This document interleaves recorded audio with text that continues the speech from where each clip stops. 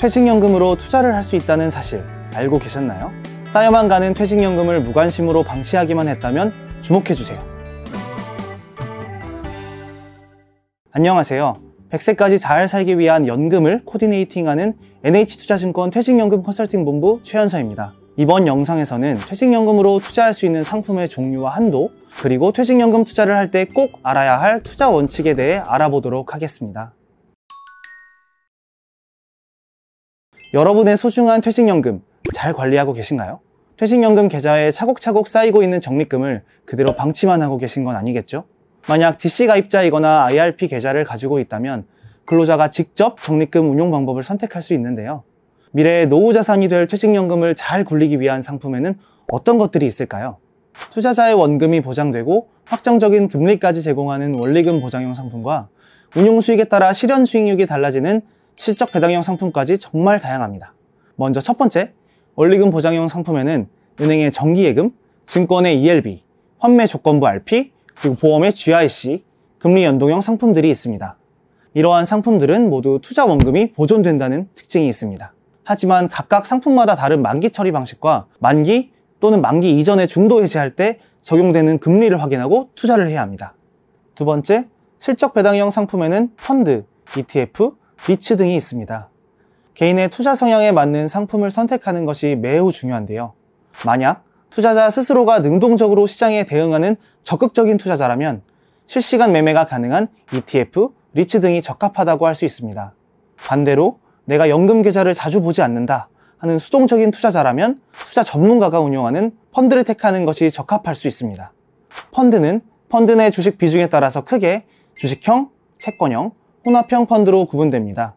퇴직연금 사업자마다 투자할 수 있는 상품이 다를 수 있기 때문에 투자하고자 하는 상품이 판매되고 있는지를 먼저 확인해야 합니다. 확정 기여형 퇴직연금과 개인형 퇴직연금 가입자가 꼭 알아둬야 할 것이 있습니다. 바로 투자 한도입니다. 먼저 주식형 펀드나 ETF, 리츠나 부동산 펀드 등의 고위험 상품은 퇴직연금 총 적립금의 70% 한도 내에서 투자가 가능합니다. 반면 원리금 보장 상품은 적립금의 100%까지 투자가 가능합니다. 만약 투자 경험이 부족하고 금융상품이 어렵다고 느끼는 분들이라면 목표 시점에 맞춰 펀드 내 위험자산과 안전자산의 투자 비중을 자동으로 조정하는 TDF 상품이 있습니다. 또한 고용노동부에 의해 승인된 디폴트 옵션 상품 등이 있으니 퇴직연금 투자를 할 때 참고해보시면 좋겠습니다.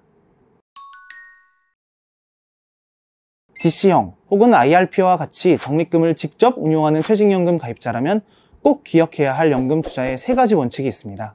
첫 번째, 최소 3년 이상의 적립식 투자가 필요합니다.